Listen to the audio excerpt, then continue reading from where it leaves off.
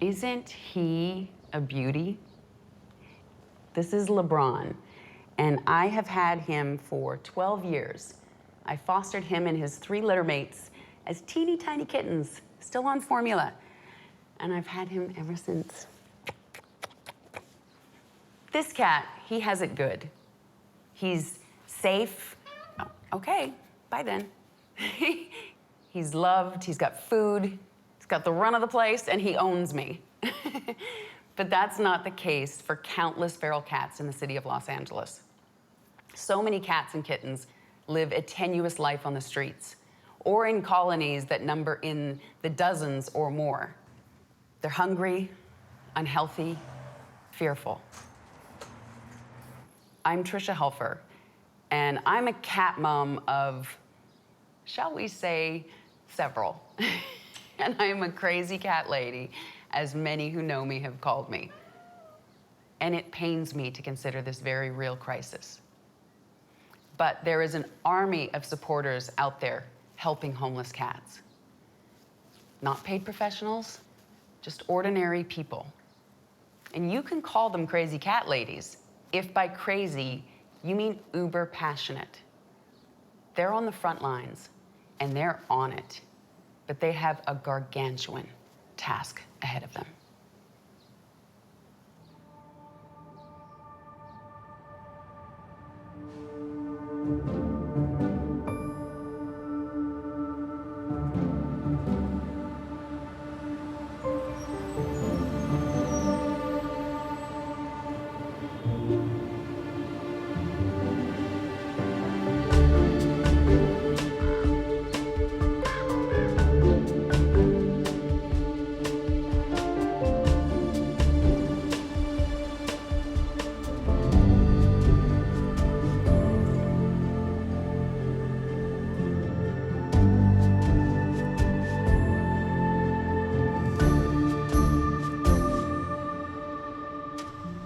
There's an estimated 3 million feral cats in Los Angeles.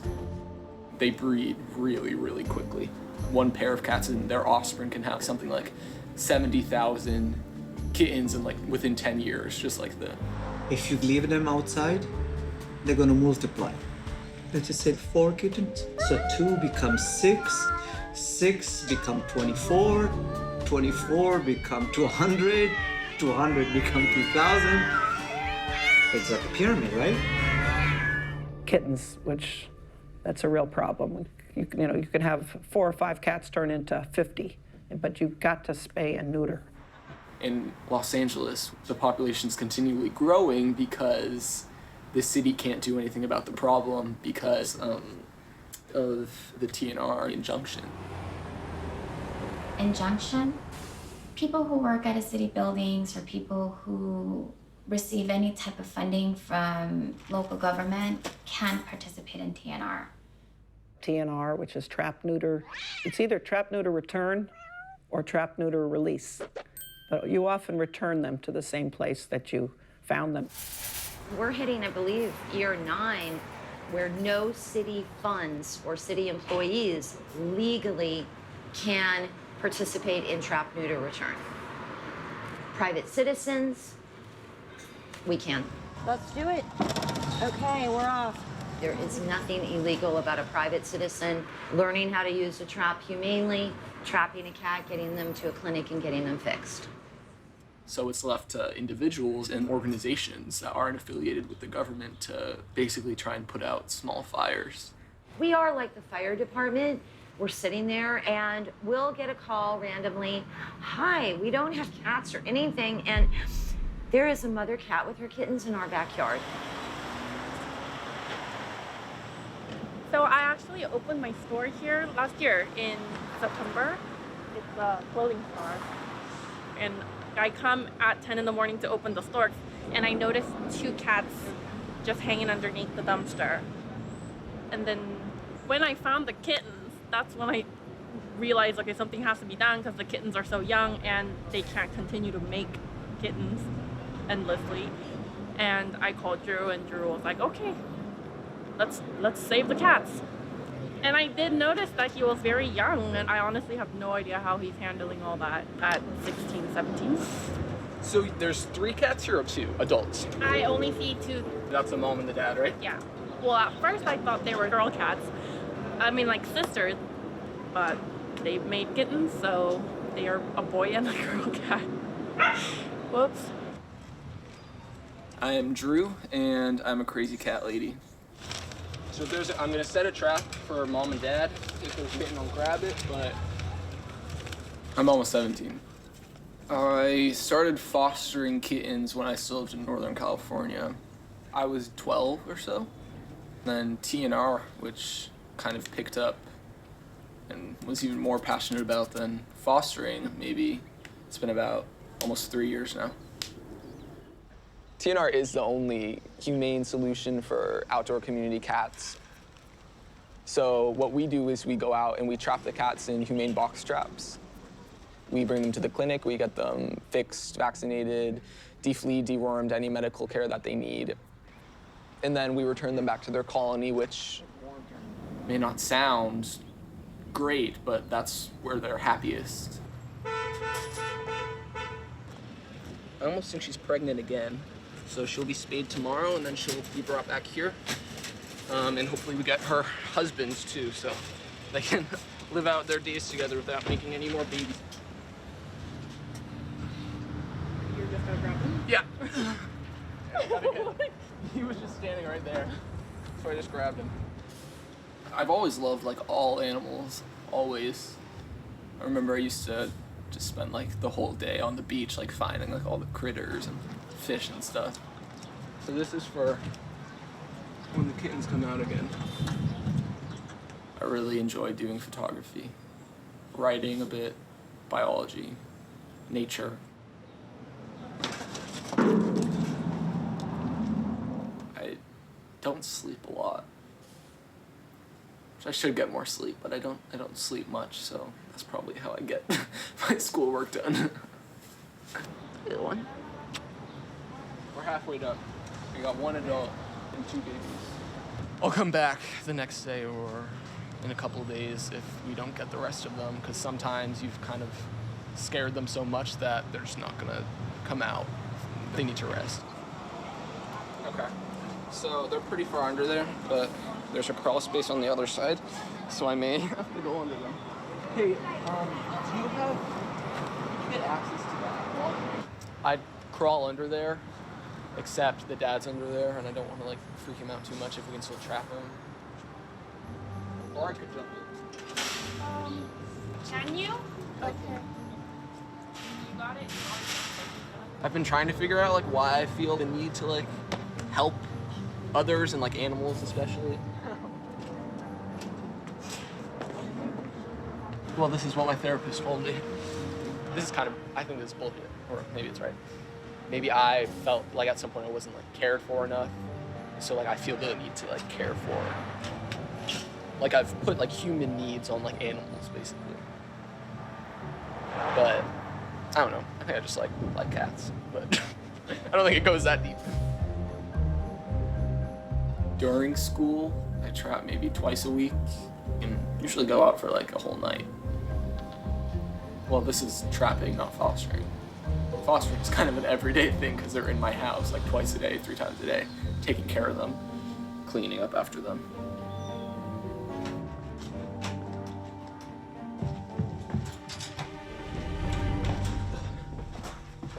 Unfortunately, this is kind of my parents' like storage room. Hi, baby. Oh, you made such a mess. You knocked over your food.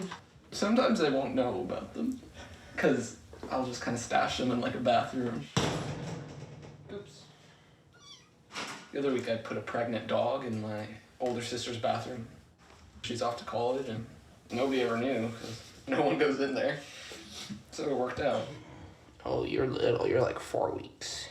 He's pretty. So thankfully we got their mom, because if you don't, the cycle will just continue, and in a couple months you'll have more kittens that need to be rescued. I'll get you guys set up later. Okay. And then here's the other other family is over here. So, I have one really mean feral mom in here. Gotta watch out. She'll just start like attacking me. I have to wear long sleeve pants in here. Hi, Hallie. So the mom, her name is Hallie, and then these are her berries. I thought that was funny. Okay, let's count. Okay. Rhiannon, and this is Gypsy. Math is not my strong suit. 10. There's a berry litter.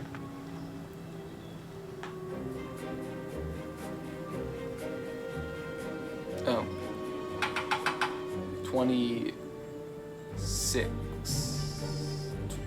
26, I think. I only take as many as I can properly take care of. Let me clean out your eyes, baby. Because I can't overwhelm myself, because then it ends up hurting the cats. I know. Okay, you're done. You're done. Go play.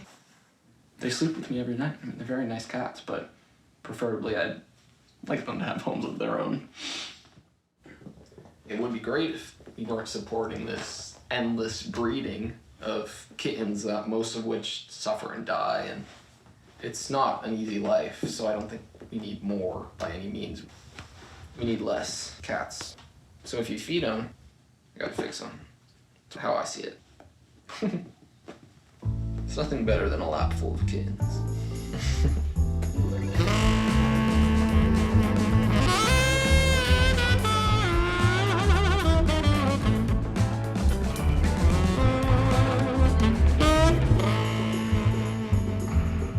I have great passion for basketball. I enjoy it so much. I think it's the greatest sport. I started when I was like 5 years old. My mom worked at a rec center or a Jewish center in Flushing, New York. And then I played at Queens College, where I started out even as a freshman.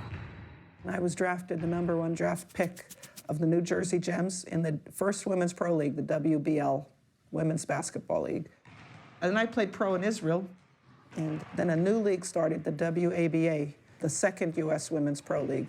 And I played for the Atlanta Comets.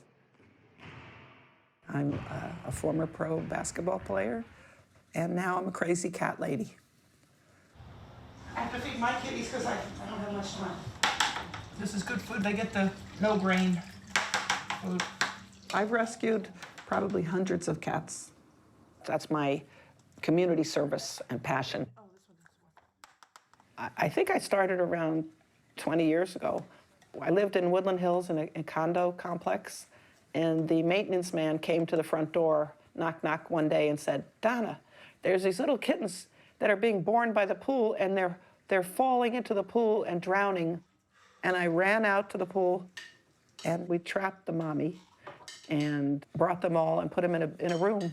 And that's when I started. And we fed mommy, and mommy nursed the cute little kittens, and they got a home. We put them up for adoption. We fixed mommy, and we let her back in the complex because people feed. Come on, Haiku and Greta. Isn't she adorable? They're both really cute. And here's Prince. That Prince is Prince's brother. He has a thyroid. Oh, Haiku just hid under the covers. She's afraid of people. Oh, jeez. I don't want to know. Don't, sweetheart. We'd rather that you eat. Okay, just eat. You need to eat. Look how skinny. They're a little skinny. The new word for pets, the PC word, is companion animals. Instead of owners, instead of like we own them like a TV, you know, they're living. They're sentient beings, cats. It's filtered water, by the way. We're guardians. They have rights, the companion animals, and we have responsibilities as their guardians to take care of them. Jeez, I should have done this before. I'm really pressed for time now. Indoor cats that are companion animals, they live an average of 16 to 20 years.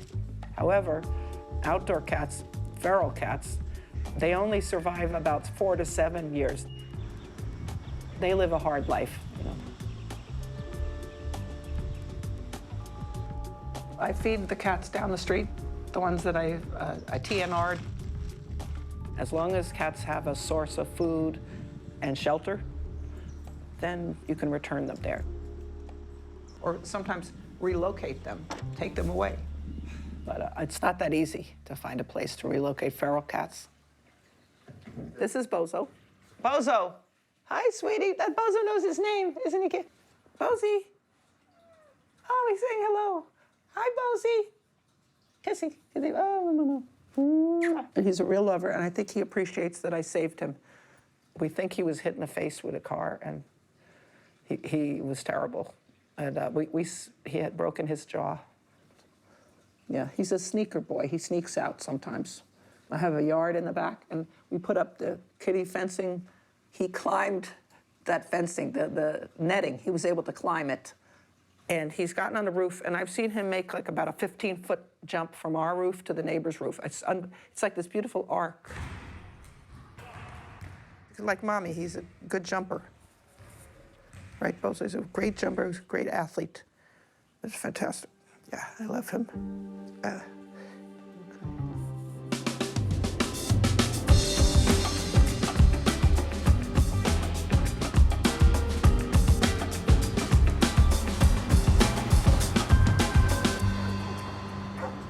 Rescue was founded a couple of years ago, and it started with a couple of small Chihuahuas.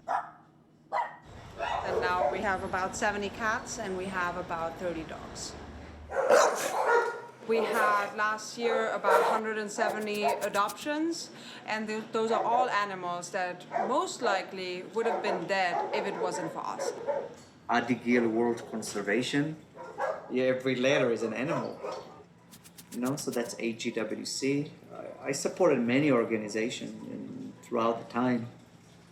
I was involved with Last Chance for Animals. I saved 1,250 monkeys in Israel.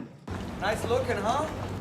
I was involved with Sea Shepherd, anti-whaling. Stop immediately. Move away from our ship. You see, this place has about 100 animals in it, but the air is pretty fresh, right?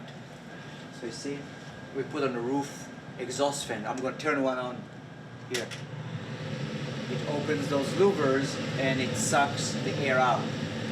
Now, because I'm a little whiz, I programmed these smart switches, so when this thing turns on, the air conditioning for this area turns off.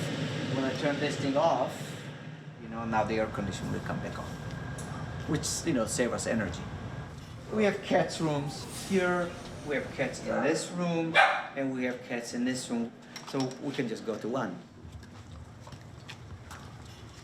I mean, you can see that we do the best we can in order to make this thing more like what they would expect at home. You go to the city shelter, they will be in stainless steel boxes. I don't think that helps them a lot emotionally. So when the atmosphere is like a home, then the dogs, the cats, or any animal feel a lot better.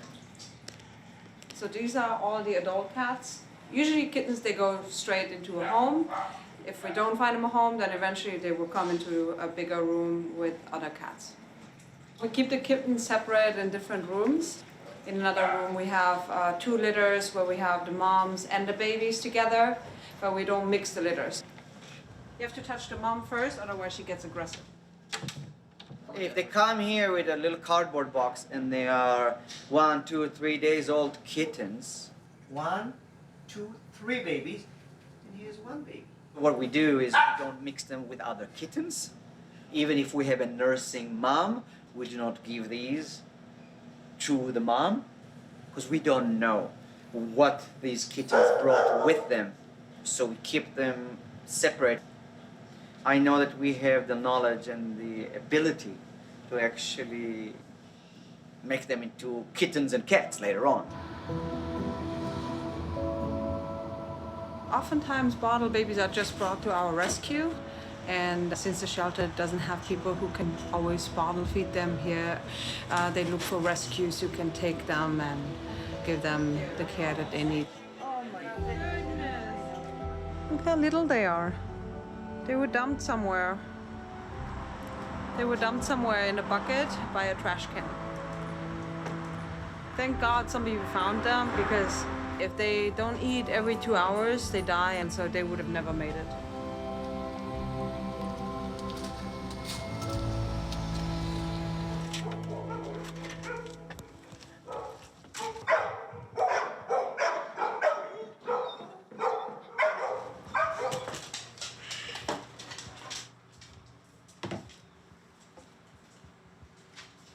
Are the eyes open? No. No? They are probably less than 10 days old. They should have still stayed with the mom. This is what we use. Goat milk. You know, I'm vegan. I don't buy it for myself. But those are little tigers. So what can I do?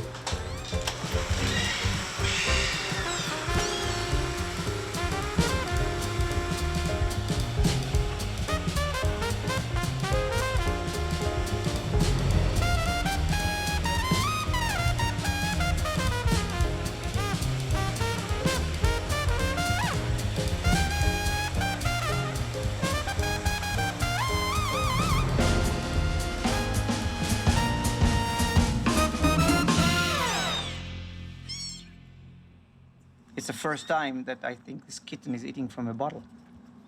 So you see what I do? I'm just helping a little bit. See, they're not used to it yet. Okay. Now this one. Okay, here we go. I don't really have names for them yet, but they just got here. First they need to eat, then they need to get names. So the two white ones I got. Here, Cody, he loves them. He's great with them. He really is. He thinks that he's a mama cat. He does. You know, some people think that being feral goes from generation to generation to generation, and it's in their DNA, but it's not really true. These are gonna be bottle baby. They're not gonna be afraid of people. Okay, for now. They're gonna be like the most loving kittens to humans, because I'm their mom now.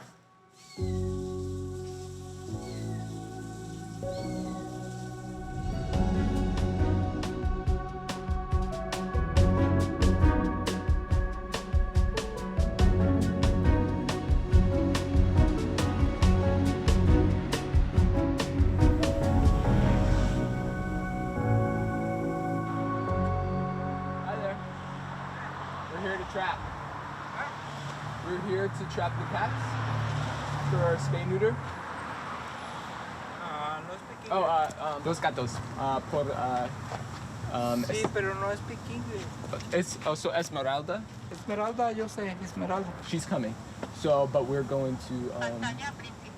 I am Latina, and I do live in a community with people with different immigration status, and they're very fearful of anyone coming in. They're immediately defensive, or they don't open the door because they're so scared.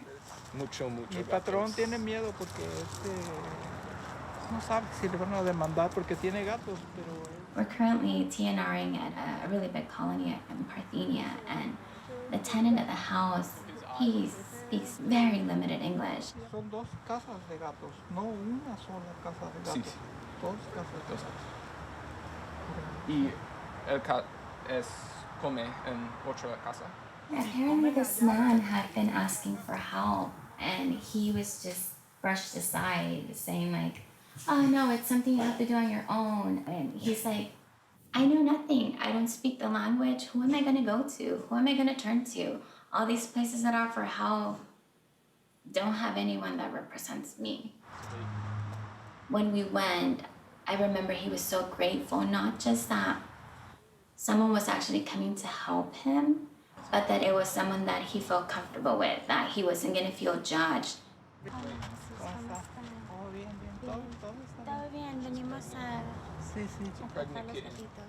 The second I started to speak Spanish to him, he just kind of like, relief. Although Spanish was my first language growing up, I think in English, and like I have, like if someone's speaking to me in Spanish, it's like a translation in English. But it's really important to me to not lose my Spanish for the communities that I interact with. He can eat if you want. You can feed him. Es mine. No, I know, he's your baby. Okay. Voy a hacer algo allá y le cierran cuando se vayan. Okay. Sí, voy a este me lo voy a llevar para que no me lo vayan a perder. Okay. Está bien loco. Está chornado. So I can put some traps over there while you put some traps here. Sure. That way, hopefully. Like, honestly, all the ones I've seen except 2 look like females, so I'm like... Okay. It's time. Okay, guys, you're ready. I know. You're ready. Some of them, I just pick them up and put them. Yeah, you like this one. Here. Go ahead. Whenever people ask me, white cats, like, you can be helping so many others, white cats. There's a lot of parallels with the immigrant community. Cats are here, just like immigrants are here. Cats are at the mercy of people in power. Immigrants are at the mercy of people in power. Always that uneasiness of looking over their shoulder, not feeling safe, hiding in the shadows. Go in the traps. Coming out for like a few seconds at a time to see if things are safe or not. Watch this. All of that is in the immigrant community as well. There you go, Mama. There you go. We try to make these communities understand, like, you can ask for help, you have rights, but they hear so much rhetoric that says the opposite, that I feel it's so important to go to these communities and say, you're deserving of help, and all these amazing little beings are too. Let me help you help them better. So the injunction started after LA City Animal Services tried to implement this like citywide cat program that would target community cats, get them fixed, which we'd be in a much better place right now if that had happened. But instead, a bird protection organization sued LA City. The Audubon Society think that you need to catch them, get them to the shelter, and then kill them, because they say that cats eat birds. But by not doing TNR, the population of cats grows. So doesn't that result in more bird deaths? Trap and kill does not work. That causes moms to end up having bigger litters of kittens because there's a less likelihood of their litter surviving. So it produces bigger litters, which produces more cats. Well, I can sympathize with the fact that cats eat birds. We kill them for food. I mean, it's the same exact thing. I mean, is a chicken not a bird? Just because it doesn't look like a parrot? Because if I had a chicken here that was beautiful and was my pet chicken, nobody would come here and say, oh, you know what, let's barbecue the chicken. No, because the chicken would have had a name, Joey or whatever. So Joey is not a chicken sandwich, right? But if you don't give them a name and they're not pets, then they are. That's how it is. So now there's an injunction and nothing's being done. More cats are breeding, more cats are dying, and more birds are dying. Let's fix cats. They're breeding out of control, whether it's someone's pet cat or it's a homeless cat. Let's just do what we can to fix cats. I think the biggest hurdle is going to be service providers. Like our group, we've already fixed 721 cats in 7 months. If we had to pay for the medical care just $25 per cat, that's just under $19,000 we would have to come up with. How could anyone afford to take these cats to a vet? And a lot of vets won't even deal with the cat that's in a trap. 2 pounds 6 ounces, the female. Does she have a name? The foster calls her Pinky Pescadero. Okay, I'll just call her Pinky. That cat has been deemed Mr. Mustache or Mr. Monopoly. Okay, so we're gonna do Mr. Monopoly. This is a lot of money. I don't think people understand. They think that if they rescue them off the street, that they've done their part, but they don't even know what comes along. There you go, little kitty. You have an office exam of $60. You have a leukemia test that's probably close to $60, $70. You've got some vaccines, let's say they're $20 a piece. You got maybe a fecal test. If they have ringworm, you have to test them for ringworm, another $60, $70 there. That's assuming it's perfectly healthy, there's no problems. Good job, man. Take a look at your eyes. If there's a problem, you gotta get the medicine to treat them. It's hot. For a cat, you're trying to just release back to the wild. He still looks like a little alien. He's so cute. I love him. His face looks like a little alien.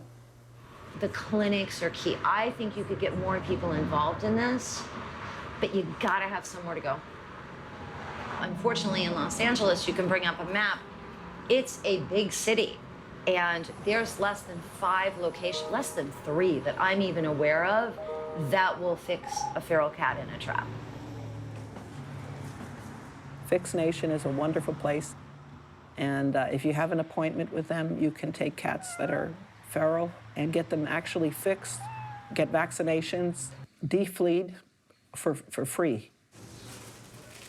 Fix Nation is about TNR, trap, neuter, return. And what is preventing people from doing it? It's the cost of fixing a cat. And no matter how much you love kitties, you may be able to fix 1 or 2 of your own cats, but when you see 20 cats behind Home Depot, you can't really afford them. My late husband and I decided we're gonna raise the funds, so this is not a reason for them not to help the cats. We started actually our volunteer program in 1999. We would go into a veterinary clinic that was closed on a Sunday, and we would set up. And that was great to, fix 150 cats once a month, but how are you gonna hit that $1 million to $3 million guesstimate they have here in LA unless you really do it full-time and with paid staff? We have 6 technicians in the back to support the 2 veterinarians, and then my front end is 4 of us. All the admin, the checking in, out, reservations. So every cat has a number. Make sure the cat gets identified. When I get the files, it tells me whether it's a kitten or it's got a medical alert. So I get all the medications and the numbers ready. And with a clip, with the number of the cat, this number is going to get placed on their forehead. Make sure the cat gets identified in the file, follows them all the way through, and we're being spay and neuter in the right cat. Some cats, feral cats, what we do, we tip the ear. Feral cats, tame cats, we place a red sticker. Make sure we don't tip a tame cat. They cut the tip of, I think, their right ear off, so you know if you ever trap them again, they're fixed. Let them go. He's gonna feel a good sting. Just gotta wait. Because they're feral, they're really sensitive to touch and they're sensitive to noise. You start to see you start seeing the effects when their eyes start to get dilated and they start to drop. And usually they're much quicker. The absorption of the drug is much faster. So, feral, make noise, see how they are. Here's your first kid. You always scan first. Scan first. These ones, they want us to give them microchips. The reason for that, if we send them back out, the county or the city, or they have a scanner to just release them instead of just intaking them into the shelter. So it's underneath the skin. It's like a little rice flake, you could say. That's how big it is. Don't forget the penicillin. Everybody gets a penicillin shot. 2 pounds, 14 ounces. Time, 8:50. See if it's okay, still alive. Next stage. Right here, I'm just putting the mask on. It's a little light, so I'm gonna leave the mask on for a little bit. That way, it goes a little bit deeper before I start doing anything. Before I do the ear tip or shave. Make sure it's a male, has testicles, and then just start prepping the area for surgery.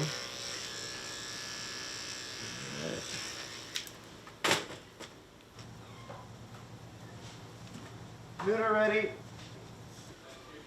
All right, make sure you ear tip.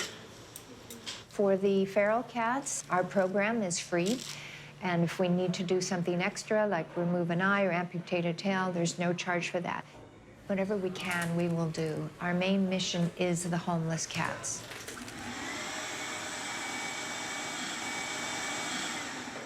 So this is post-op. So what happens here is that when the cat gets here, I hook him up to fluids. The information will come right here in this paper, and the reversal will come with it. And what I do is I give a shot right on the butt.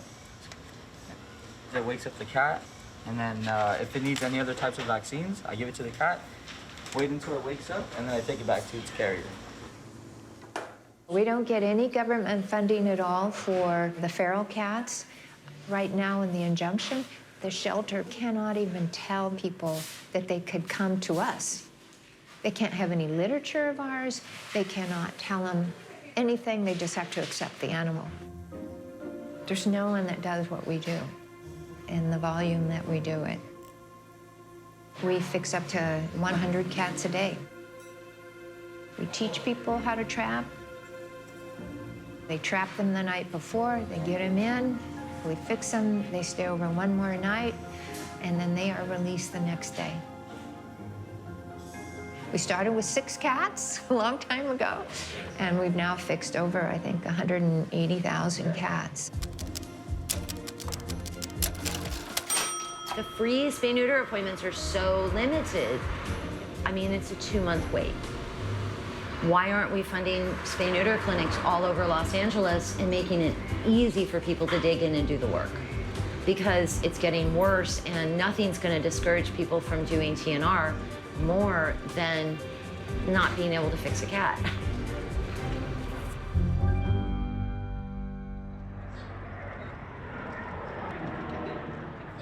I think I feed somewhere about 16, 20 cats.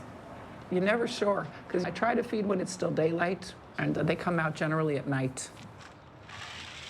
I go through a lot of that food, a whole, like 25 pounds, I'd say every 2 weeks or so. I fell chasing a cat. One of my rescue cats went in a neighbor's yard, and when I made the turn, I slipped in this mud puddle and fell, broke the top of my humerus. Unfortunately, it connects to a lot of, I guess, tendons, ligaments. Cats are good. We got the 3 waters, the 3 foods, and now this would be nice for the kitties to sleep on. I'm gonna see if there's a non-moving vehicle. I had played 1 season for the WABA. Unfortunately, that league died after only 1 season. And then I hoped and prayed there would be a WNBA, and I wish it would have been soon. It took 12 years for the WNBA to start. I was a full-time teacher originally, and I decided to keep training for the WNBA. I trained 2 to 3 hours a day. So I was training, and I said, in order to train, I have to be a substitute teacher because I don't have time with the 2 or 3 hours of training a day. So now I substitute taught starting 1985. And I've been substitute teaching for LA Unified School District all the way to today, which is hard to believe. There's a couple of schools that I go to, and I feed and water the cats.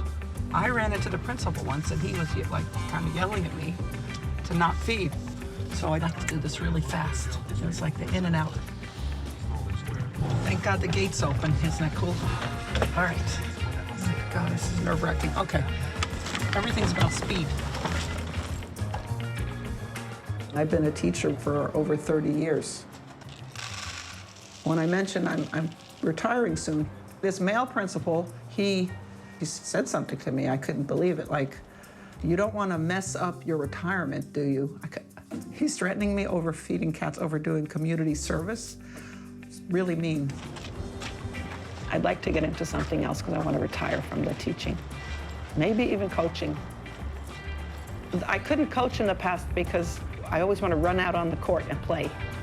I don't see anybody, which is good. I left the car on, good. I get frustrated.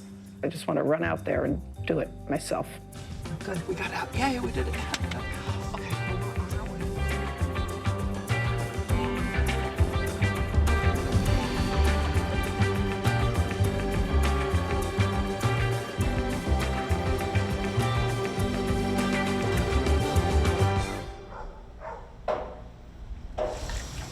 this one, when they're sleeping, the eye gets sticky and stuck. See, it helped the eye open. The Home Depot industrial one, actually better than the hair dryer. You see, because it has temperature control on it.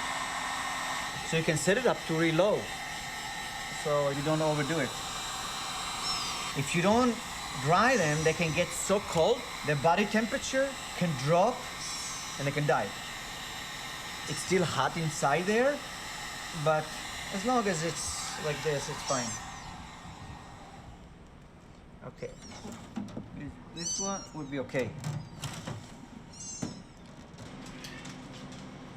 We're going to feed these little monsters.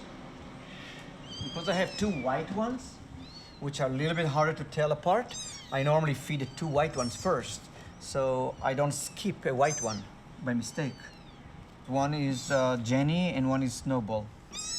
Wait. Here you go.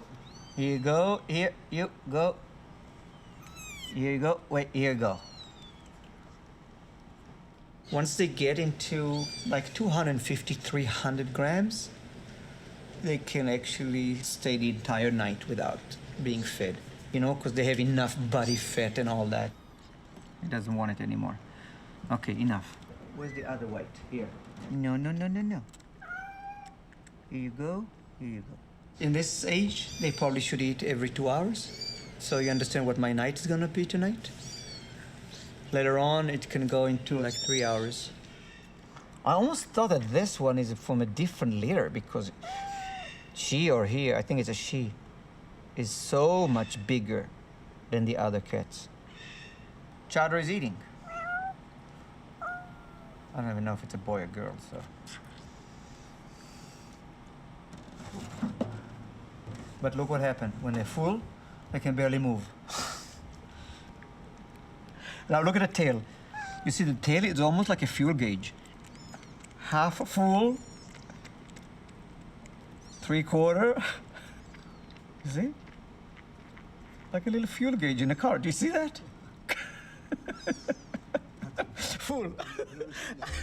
I had one dog in Israel. I can't remember, maybe I was 10. So I grew up with that dog, but I still have pictures from prior to that, me playing with Mitzi, which was a neighbor's cat. And then the two dogs across the street. There were two Cocker Spaniel, so I would go outside to see Larry and Penny. Pit bulls are the best dogs. Yeah, I loved animals all the time, all my life. I'm missing a black. Maybe he's under the bed. See a black cat here? I'm looking for a black tuxedo cat. That's the one that likes to take a bath. I was thinking about it yesterday, actually. Oh, you know, why is it? I feel the need to help the one that cannot help themselves. Either people or animals or whatever, you know, anybody on this planet that needs help. If I'm capable of helping, you know, I'll provide the help. I built a fence up high, maybe 16 feet, because we have coyotes right here on the other side. And then I put a net so the birds will not come down and take the cats. The hawks are too little for that, but an owl can take a cat. That's in my genes, I think. I think it came from my father. My father always wanted to help. But for him, it wasn't really animals. You know, if a neighbor needed help with plumbing or whatever, my father would get his toolbox and would go there and would just go and help them.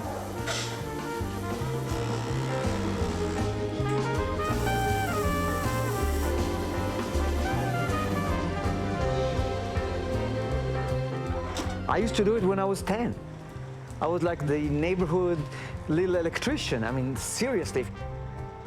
The neighbor would call me because when they have some electrical problem and an outlet did not work or whatever, I would actually go and help them and replace the outlet. That's what I would do. But I wasn't involved in helping animals in Israel. But I was young, you know, when you're out of high school or going to the military and all that stuff, you don't have the means to do that, really. I mean, that's how I felt. This is Joey, 181. Hopefully, they don't have any really bad disease in them that we don't know. If I had to bet right now on this, these 5, being the weight that they have a good chance for all 5 of them to survive.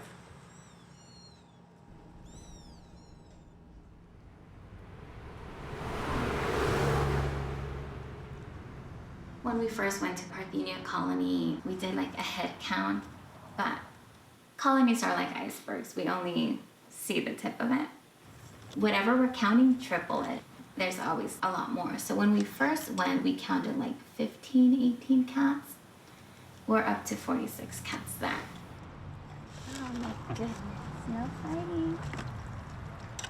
We're close to finishing up closing the colony. We've TNR'd all the adults already.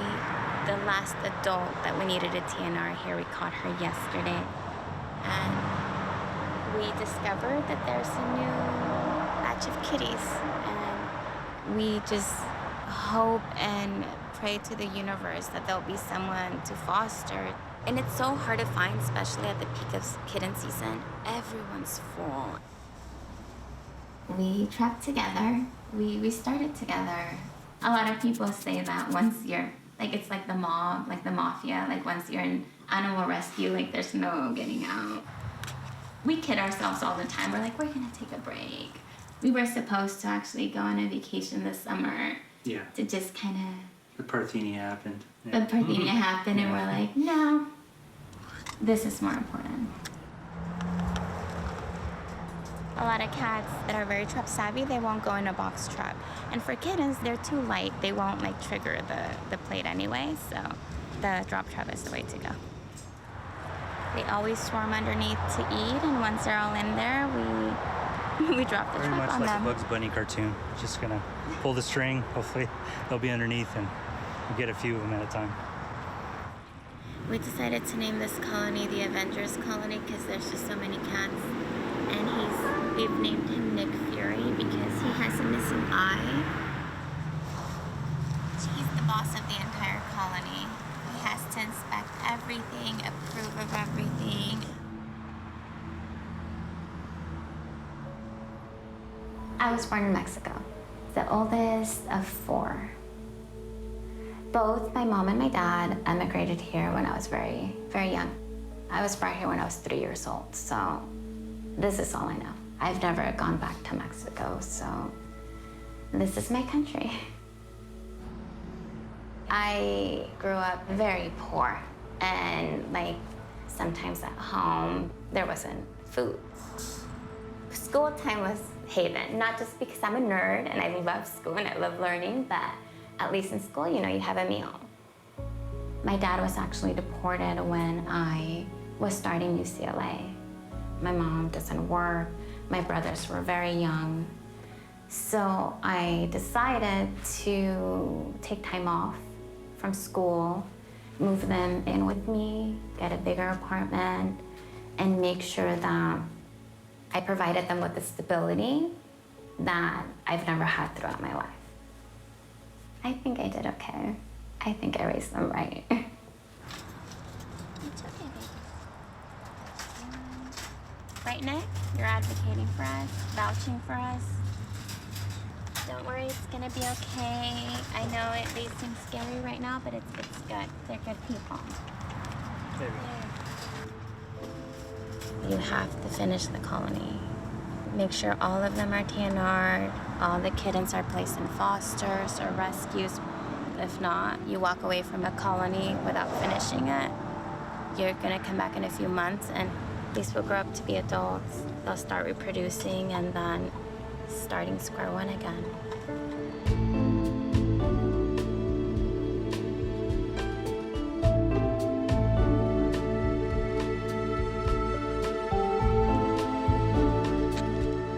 There's another cat over there. See, I have the eyes. Dude, I didn't see cats like this, man. The mother They're so cute when they're little. You don't want to do anything, you know? Yeah. But it's getting ridiculous. I got like 12 of them in the back. We have more stray cats in the back than the homeless on the street. Caesar, pick up your mail, dude. Alright, let's see. So you didn't feed, right? Nope, 2 days. They've been, and the kittens, you're gonna take the kittens also? Oh yeah. They're pretty old. You gotta get those 2 old ones and the short tail. Eric, go inside. They hate your voice. Those 2 females and the short tail, the blonde with the short tail. He comes in every 3 months, does his shit and goes. Please, they're all scared of you. They already got one of them, yeah. It's so cute. That is my favorite one. He is so cute.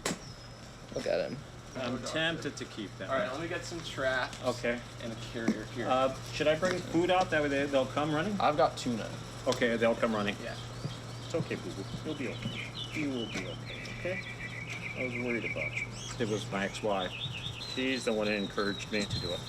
She's also a cat lover. Nothing's gonna happen to you. Promise you. Relax a little. It's okay. It's okay. I am currently planning to go to college. Not sure where. And then I had the idea, what if I foster bottle baby kittens, which are just like immobile tiny kittens that I could just keep in like a little enclosure under my dorm room bed. Of course, I've given more thought into this than I've thought about actually where I'm going to college. There's one up front, the tail is this Eric, big. go, please. They hate your voice. Go away. Shut up, man. I'm not leaving my backyard. Do it for the cats. The cats. I have to put up with you at work. There should be a law against this shit. I have a couple avenues. I could be a veterinarian, or I could just say F it and go to photography school. That would be cool, but I don't know how far that would get me in life.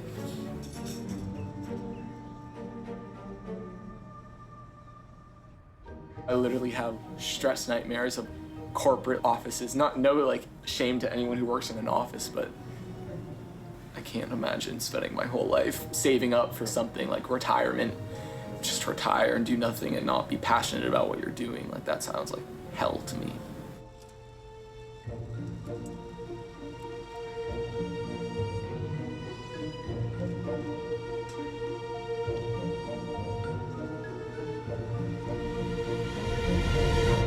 Tricky bastard. It's because we're here. We'll set the traps and back off.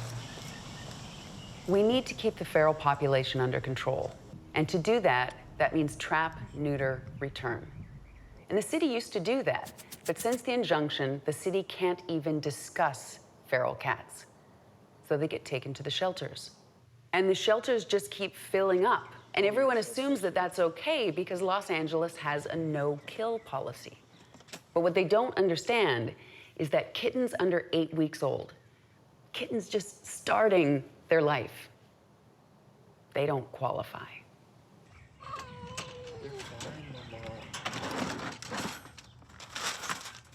There's a slogan, adopt, don't shop. And I use it. It's wonderful and it's right. But unfortunately, the numbers are not going down fast enough. Last year, LA Animal Services shelters euthanized over 3,700 cats and kittens.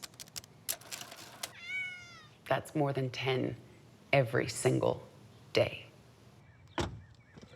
You know, there are so many stray cats in Los Angeles that to home them all, we have to send them to other areas of the country.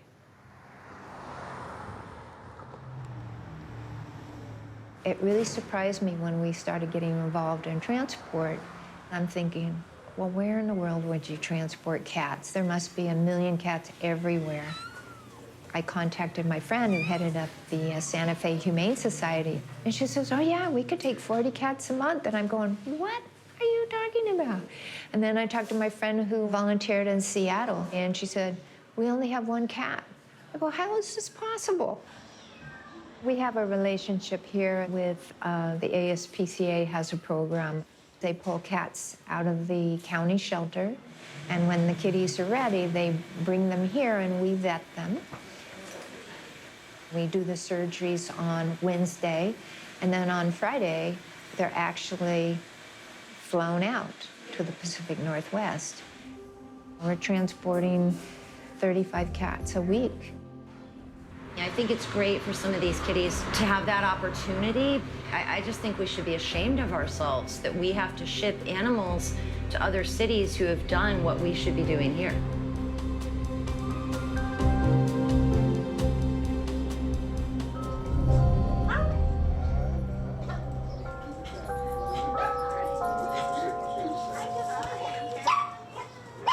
Thank you.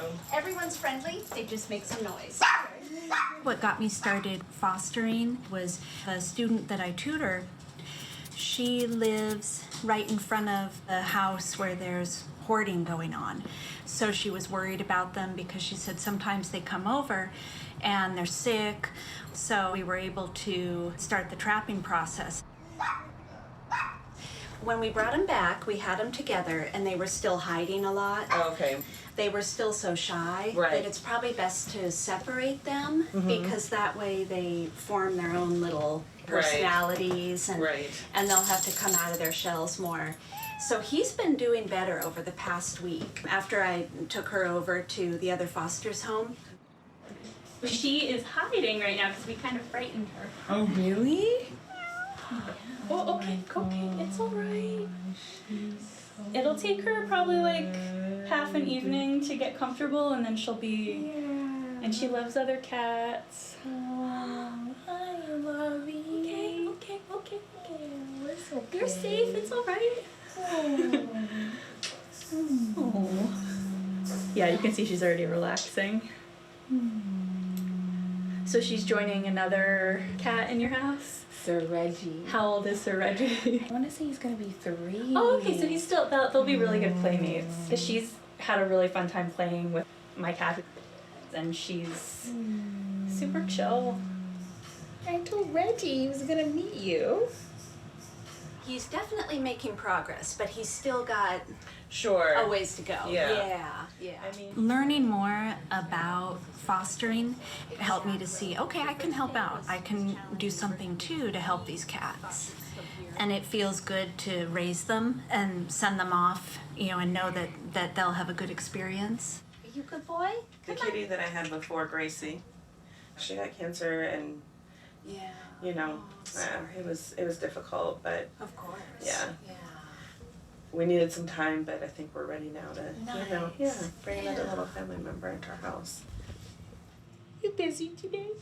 You was busy today? I know, so was I. What did you do today? Oh, I went to yoga, and I taught a yoga class. What'd you think?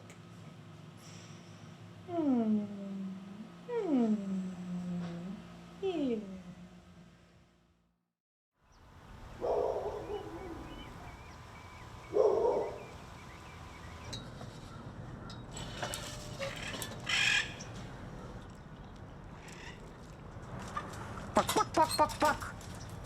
They were saved from kaparot. Kaparot is a Jewish tradition which is one of the rituals is to take a live chicken and turn that live chicken above your head, and once you're done with this, you go and you slaughter the chicken. You cut it with a knife. It will remove your sins from the last year. It's not popular anymore, that tradition. So the rabbi had 2 or 3 left, and then he gave me these 2. Okay. As they grow, they don't need to be in the incubator anymore. They need a bigger space. So I put one of those metal crates. The 5 musketeers, they're big cats now. You see how they eat? And they're gonna walk in it. They're gonna put their feet in it. the Siamese. People love Siamese. That was snowballed because it was white when it first came and then changed the color. I did not know, so it's not really so much of a snowball. She was Chowder. Chowder? Yeah, because she looked like the dog Chowder with the black and this and a spot here. But I don't know if it's not really a girl's name. So they grow even bigger here in that crate. Once they get to be maybe a pound or so, maybe a pound and a half, Then they go to rock and rescue.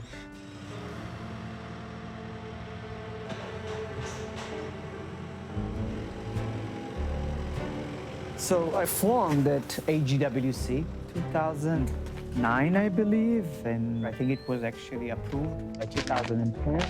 And I knew that I was getting out of my video production or TV and movies and all that stuff here in Los Angeles, and I'm about probably to sell the company. So I wanted to prepare myself for something after that. So I took $6 million out of the sale of the company that I got then, and then I put it as the initial funds for AGWC, so I would have money to operate it. Then it ended up that I spent more than that, but that's fine. What do I need, you see?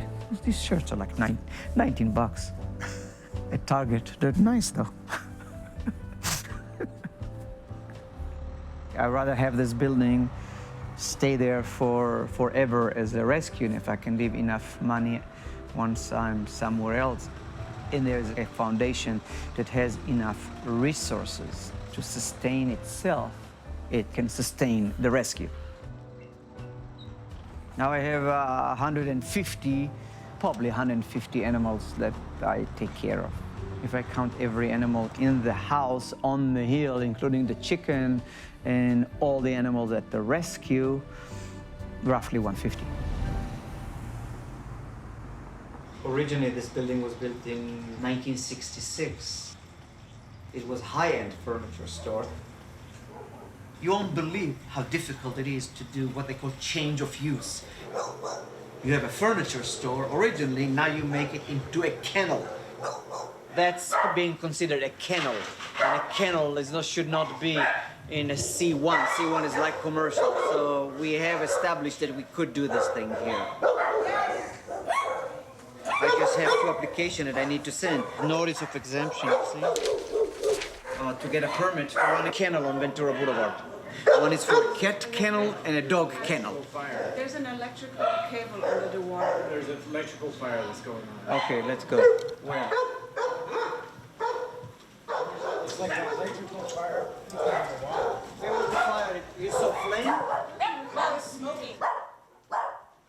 I was maybe fortunate to grow up in Israel because bullying in school is not being tolerated. Get rid of everything down there, please. Okay, can you get all this stuff? Please. I was a little guy and the other guys were bigger than I, so it would have been easier for them to bully me. And I don't remember being bullied that much, maybe a little bit. So as I grew older, I resent being bullied. For example, here there's a rescue that I put a lot of effort. Here's the problem. It is 2 wire nuts here for our team. And when I apply for a permit as a dog shop, well, there are no more dog shops in the city of Los Angeles. So now I'm falling into, or this rescue falls into a kennel. Let's see if I can figure out where they go. A different department of the city want to shut me down because of zoning. So I said, I'm going to fight back on the zoning. So I called them up. I said, I'm going to bring tomorrow about 100 animals right here to the West Valley shelter, and I'm going to give them all back to you. I said, no, we don't want you to do that. So I got a change of use certificate a couple of days ago, which was approved by the city after 4 years of fighting with it. I'm missing a tool here. I resent when you're being bullied.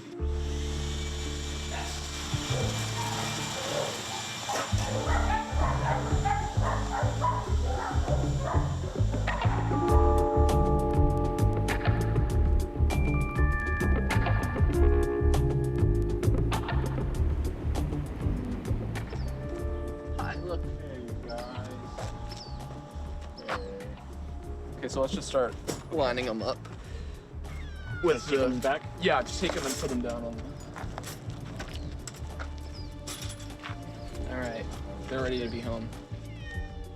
The guy found another litter of kittens last night that are younger, and I can't take younger kittens right now, so I'm gonna set him up. He's gonna foster them until we transfer them to a rescue. Oh my goodness, that giant belly. But most of the cats I rescue get transferred to other rescues. I work a lot with San Diego, because they actually have the city helping with TNR for the ferals, so they have much fewer kittens, so I'm always happy to supply them. Yeah, so if you can foster them until we can get them their vaccinations. Okay. And then we can put them on the transport down to San Diego. Okay. As long as they're going to be... They'll be adopted.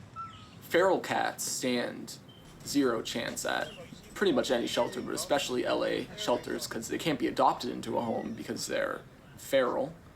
So what's left to do except euthanize them?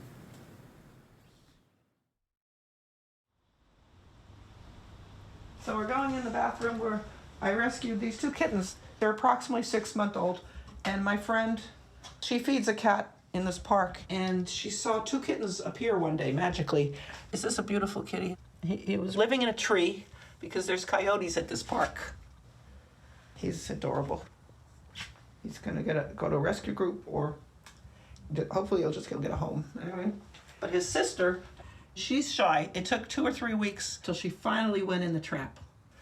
One of the ways to pick up a kitty, you scruff them in the back of the neck, because that's what mommy would do. It makes them relax. I scruff to see she just acts like she won't move. Could still kiss her. When you have a kitty, you need to touch them when they're young so that they're not afraid of people and they're not afraid of hands, you know. But he likes it. She's still scared, but even feral cats can come around.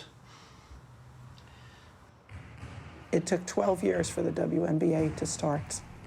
I was ready for them, but unfortunately, I don't think they were ready for me because I was 38 years old. I had trained on my own. And I think it's just sad that the WNBA didn't take me. I didn't get I never got, drafted. That's the big thing. If you're drafted, you're on a team. I know.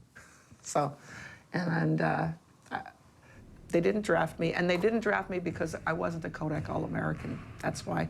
Anybody who was a Kodak All-American, they got drafted. All right, so this might have contributed also to the fact that I wasn't pushed by my coach for the accolades, because things were going on that were not right. At Queens College, when we went to an away game one time, the team was away, and very cold, I remember. And we're at a motel, and at 10 o'clock at night, I got a call from the coach to come to her room where she was alone. And I said, but it's 10 o'clock at night, and I'm in my pajamas. She said, that's fine. That's fine. And so I put my basketball shoes on, and I had my pajamas on, and I put my big winter coat on because it's freezing. And I went to her room, and rather than talk about the playing or what does she want, I don't know. I thought she was going to talk about some strategy or something. I don't know. It was really odd because she wanted me to sit on the bed, I think, and take off my coat, and I didn't want to take off my coat. I'm shy, and I had some sense that there's something odd about this whole thing. Why am I alone, and why am I, it's late at night. Why am I in the coach's room by myself? And without getting into details, I just knew something was not right. And I said, I really would like to go back to my room. And I did. And I think there was something going on in there. It wasn't about basketball. And at some point, I tried to tell the sports information director, and he didn't believe it. And the thing is that my coach, I actually went in her office at the end of my senior year when she was supposed to fill out forms and recommend me. I saw my name, Donna Sims, on a Kodak All-American form, the recommendation form, to put in my recommendation. I saw it in the garbage pail next to her desk. And I never knew that was so important. That was an accolade I really deserved. I mean, I earned it. And everything was about her. I trained really hard for basketball. I trained 12 years, and she really did stifle my career. And I felt I really, really wanted to play. And I felt so bad. I just felt so. It does take some time and some petting, love, and eventually they trust you. They learn to trust you. But I guess you would lose trust too if someone dumped you in a park, especially with coyotes, right? Right, babies.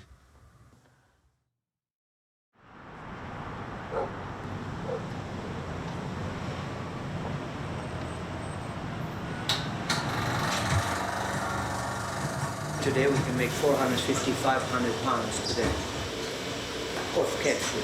500 pounds of last a month. There's chicken and liver, eggs, taurine, fish oil, and nori, or that seaweed thing.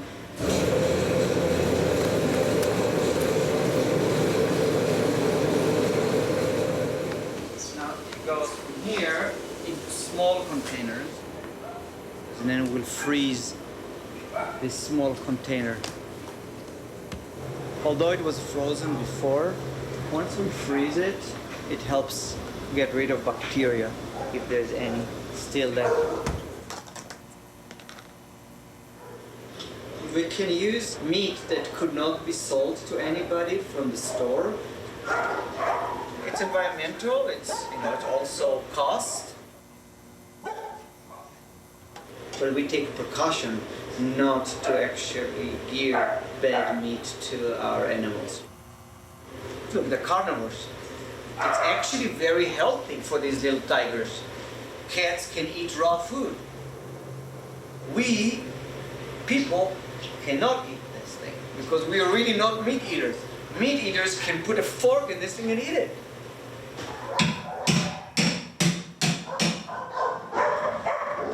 Some of those bottle babies are here now. We just brought them because now they're old enough to eat on their own. And then here's the baby. There was one white one that passed away at the vet, and then the Siamese. But these girls, they're all hanging on strong.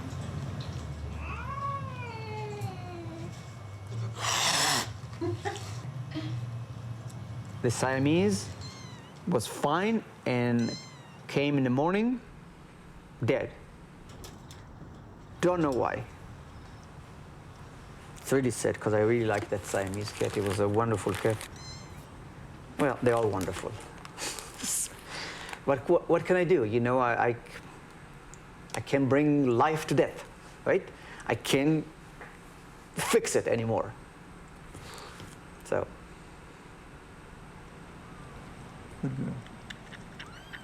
And I blame myself for the death of the Siamese.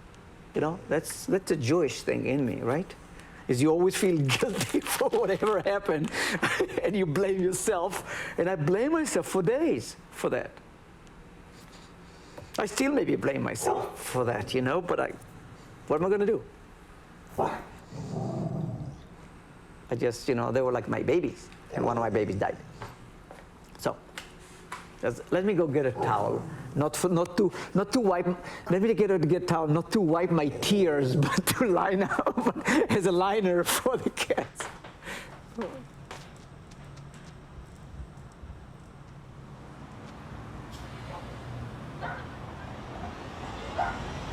We have occasionally events here at the rescue. We have vegan treats and coffee, like a cat cafe that is very popular in Asia. Vegan turkey. We had all these different rooms and people could go in, so it was very cozy, and the cats, they were obsessed. They liked the attention. Why did I really think that was mine? It was important for me to make sure that my family was going to be okay.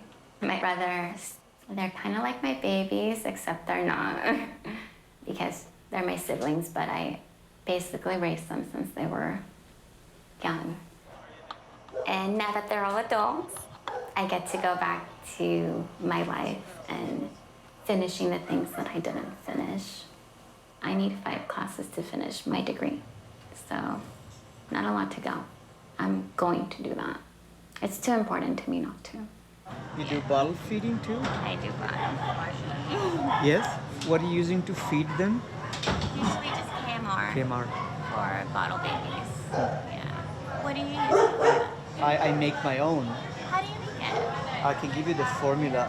Here, I'll show you kittens that they were maybe a day old when they came. I am a DACA student, deferred action for childhood arrivals. I'm always hesitant to share that. I never know how it's gonna be received or who's gonna be watching. I don't think, it's hard for me to explain what it is to live in constant fear. Not knowing when your entire world and reality is gonna change. It's hard, it's limbo. Like I can't go back to Mexico. I don't belong there.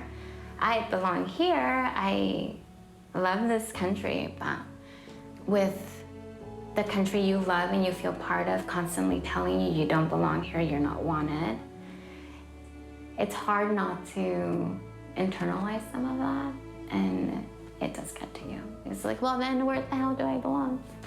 Like if not here or there, where? So it's difficult, but I do want to be able to speak to others and hopefully get them to just have them see me as a person and not just like a statistic or like a scapegoat or an unwanted person. So it's hard, but I think it's important to share even though it's difficult. Yes, I introduced my mom to cats. She was very reluctant, and then I introduced her to cats, and now we're just crazy cat people.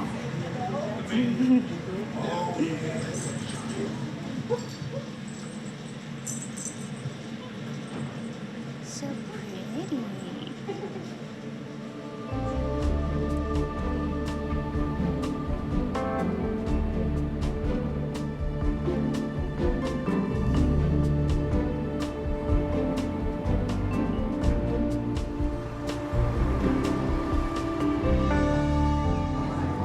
This injunction is now like a decade long, and it's obviously not the only cause, but it's a huge cause of the crisis we're in. I know that there's some promise soonish, like there's some debate about this citywide cat program. I think the city is smart to be working to overturn the injunction, number one, but also looking at, it's great to have advocates doing the work. How can we support that? Hey, we want to make this look remotely fashionable. If you show support and there are people with signs and t-shirts, and look, here's what it is. When you go to a hearing, based on the rules, you are allowed 2 minutes to speak. So if you bring 200 and 100 of them want to speak, you have 100 times 2. You have 200 minutes of people speaking on your behalf. A few hours ago, when the shelters closed, animals were killed. Tomorrow, that will happen again. We can catch and kill, or we can do the humane thing and do TNR. Outdoor cats can also kill an estimated 2.4 billion birds and 12.3 billion mammals every year. Studies show TNR programs actually result in an increase in homeless and abandoned cats. It is critical this program be revised. Let's not have any outbursts. Let's let everybody have their time to speak uninterrupted. We're not going to do a little spay and neuter here and there. It's not going to fix the cat problem. It's huge. We need to hit it hard. It's not all feral cats. It's Betty's cat down the street that got out and hooked up with George's cat down the other street. So I cannot take blame the city for losing that injunction in the first place. Their damn lawyers should have won. They took it as a joke and they didn't even care. So for 20 years or something, we've been now sitting here carrying the water for the city. Learn from us. We know how to do it. You don't.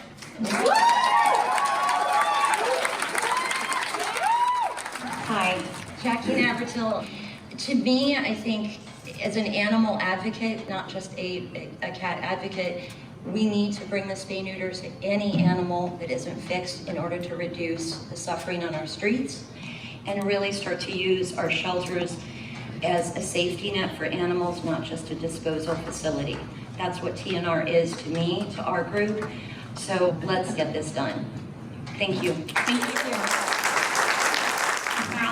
Chris, thank you for the opportunity to speak here. I know firsthand that LA has a crisis that needs to be addressed.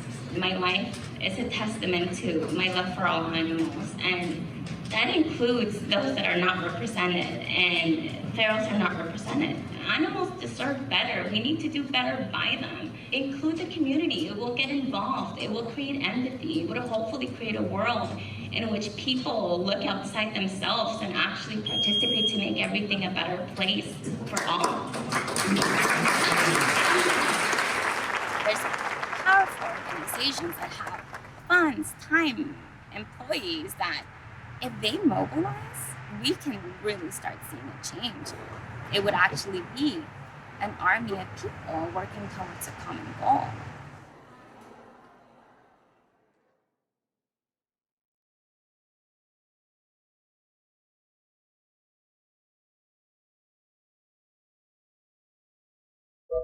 I mean, there's so many impacts of this pandemic, but it does really suck for the cats too. It feels like we're gonna start off like square one. It feels like all these years of work are gonna be undone in these very few months. But I mean, with the shelters being closed, it's just there's nowhere for anyone to turn anymore. So it's really tough, yeah. I'm not taking any new TNR requests, and it's killing me. I'm just kind of managing the colonies that I oversee. Now that I'm home, I have more time for the cat rescue. I usually don't do the TNR that much, but Monica called me, my friend Monica, and she just said, come on, let's do good deeds. Got nothing else to do but catch the virus. So, but we're not going to Fix Nation. They're crazy. They're closed during kitten season. She didn't want to close down Fix Nation. She just closed it because her employees didn't feel safe. And then you had the problem of the supplies. A lot of the supplies that we use is what the humans need. And they're running out of supplies. It was heartbreaking to all of a sudden, in the worst time, kitten season, to stop. The nightmare with the injunction, the timing was just horrible for this because they were getting ready to present this to a judge, dotting the I's, crossing the T's. Obviously, the public support was there. So the shutdown of the court system really, really killed us as well. One good upside is there's a lot of people willing to foster and adopt. I have kittens, so this is Flower, Bud, Rain, and this is Leaf. Their mom was named Hippie, so they're all hippie kitten names. So I lost a kitty recently. Handsome Prince, my last Siamese. So he was like 19 years old and he had kidney failure. It's very sad. I had to put him to sleep because he got so thin and he couldn't stand up anymore. We gave him fluids. See how we have the fluid bags, so it's hanging right. Yep. I love it when they say, should we save them or not? I have that with Bozo.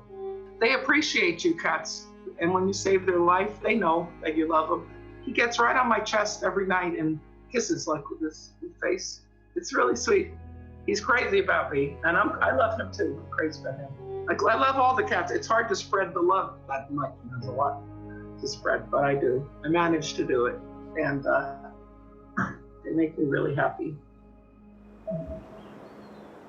I got tested because I was working in a corona testing lab, and I had no reason to think that I had it. But then I started feeling symptoms the next day. And of course, I had the day before my positive test came back, I had trapped 4 cats. I had 4 cats sitting in my garage. At first I was like, shit, what am I gonna do with my cats? Like, so that was stressful, but they got sorted out.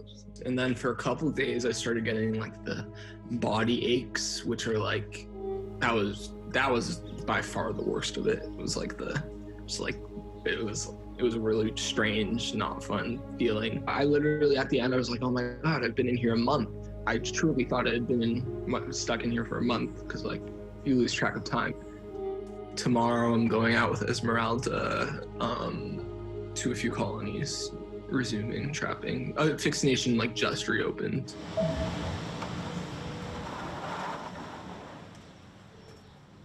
I started to get really concerned about how much time was going to go by.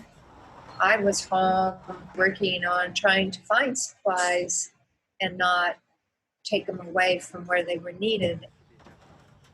We put a lot of protocols in place. We're spraying the cages and cleaning down the tables, and we had paperwork that was already pre-filled. For the gray-brown ones, which one's which? I see 2 different addresses, that's one. Yes. We have just slowly ramped up, and I'd say next week we're probably back in full swing again. And I'm the oldest person here. To me, it's like, well, if I get it, it'll be the sooner I see Mark, so. When I met my husband, Mark had been raised with cats and he loved kitties. And over the 42 years that Mark and I are together, because he passed away 3 years ago, we had 17 cats. And we don't have children, they are our children. Mark had ALS, he had Lou Gehrig's disease. He was totally paralyzed and on life support, couldn't speak, used an eye-tracking computer like Stephen Hawking. Fortunately, he was very good at writing with his eyes. It wasn't until he could no longer write, and the doctors said he was going to go insane because they call it locked-in syndrome. You're trapped inside your body. You have no way of communicating anymore. And so I had to go to Mark, and he was ready to go, and he picked out his pink shirt that he loved, and we made it a very special day with him, and then he was gone. But I didn't quite frankly knew what I was gonna do when he passed away. I didn't know if I was gonna run off to the forest and shut down the clinic, but this is his legacy. We used to say before he got sick, man, look what we've created. Look what we have done. Look at all the kitties we've helped. How wonderful it is to find other people like mine that are willing to step up and work as a team to help all these kitties. And it's really pretty cool, pretty cool.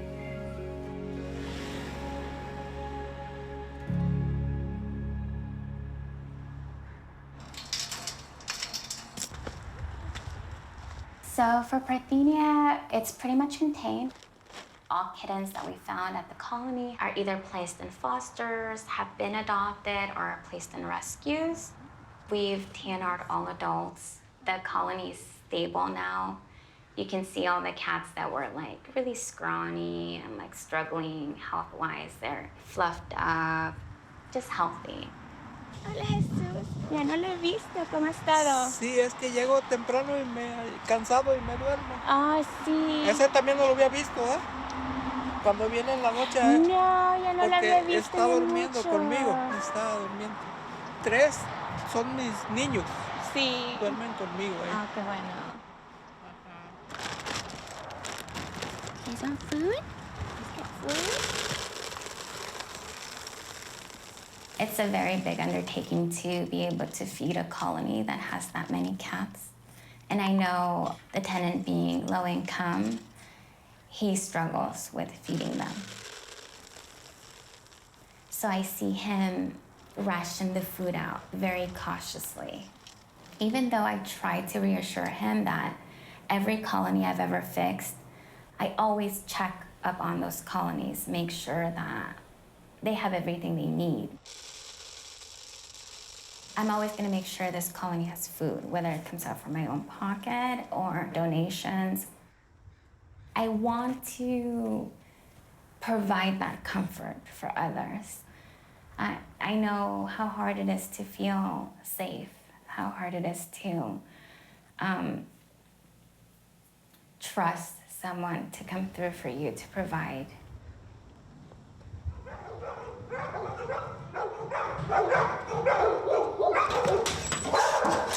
Brooklyn. Carry out, Brooklyn. She doesn't understand this dog. They were found on a street.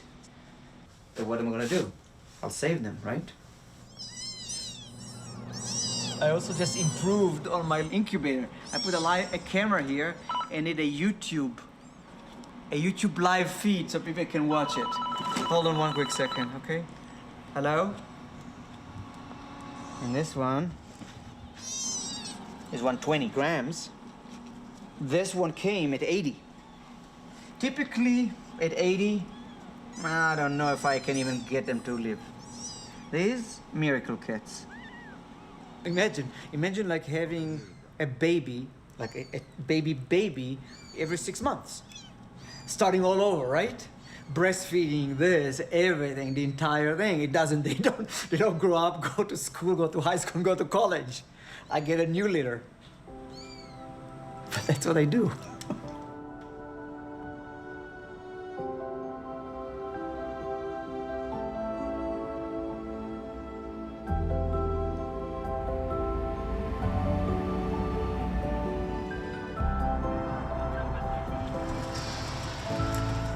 So I'm headed to UMass Amherst for college next year. It's in Western Massachusetts.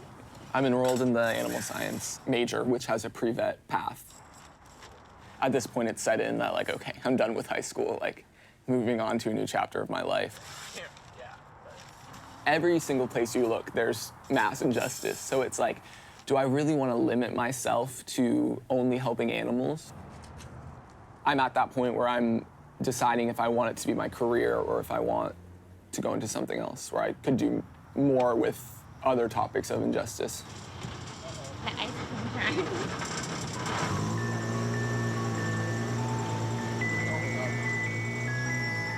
My grandparents live very close to UMass Amherst. We have a family farm under an hour from the campus, and it's just my dream to have like a little animal sanctuary there. So it will be tempting to kind of start like building up and doing rescues and stuff, but I need to focus on my education first, obviously. I truly believe the injunction is going to be lifted. The city's fighting very hard. But just because the injunction is in place now doesn't mean we should just ignore this problem, because the kittens are going to continue to keep coming in. We have to solve this ourselves. I want to see the city of Los Angeles blanketed with people looking at their own community and saying, wow, I can bring down the number of animals killed in the shelter by doing this. The cats are living in the trees. It sounds a little nutty, but we have tree cats.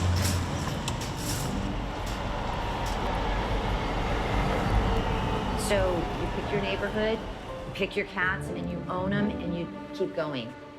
People like to say feral cats or trap, neuter, return, or, you know, a crazy cat person because they're trapping and fixing cats. But I think it's just, we're all just really taking responsibility for our community animals. You're okay. You're okay. When you shoot in, you have to come up quick, okay? No kittens left behind. I think anyone who's doing TNR is actually the most sane cat cat lover ever. You just feel terrible, like these cats deserve better than that, you know? I think that's why a lot of people are drawn into animal welfare. Like animals, a lot of us have not had great experiences with other humans or have been at the mercy of other humans, so we empathize with that and we want to help them as much as I think we would have liked someone to have helped us in those times. That's why Thursday night is here, and most weekend nights are here. It's a lot sometimes, but this is the life I've chosen. I didn't choose the cat lady life. The cat lady life chose me. It's just innate.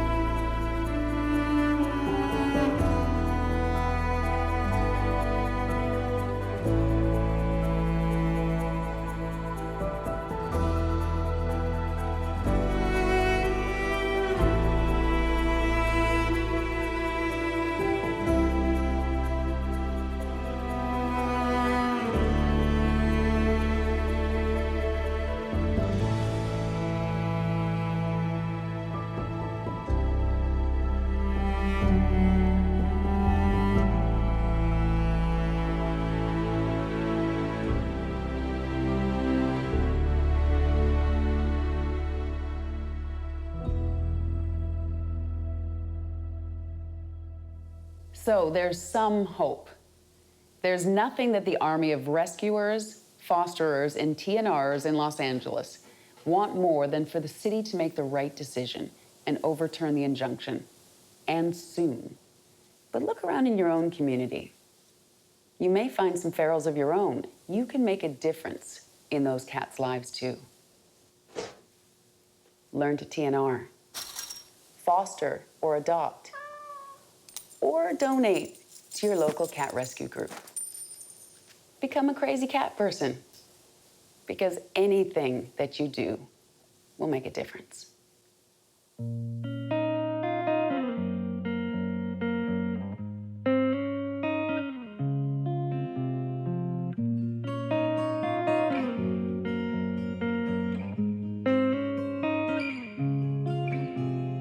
Hiding in the shadows, tucked away from your life, always on the go, trying to save your own life. Il suffit juste de t'aimer, t'enlever loin des bourreaux. Il suffit juste de te protéger. I'll be your home. I'll be your home. I'll take you home. I'll be your home. I'll be your home. I'll take you home. No more cold nights. No more restless dreams. No more cold nights. No more.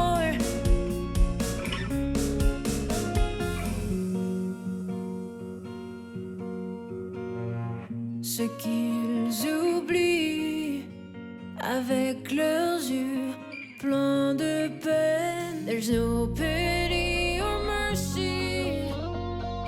This is what we've chosen. Il suffit juste de t'aimer.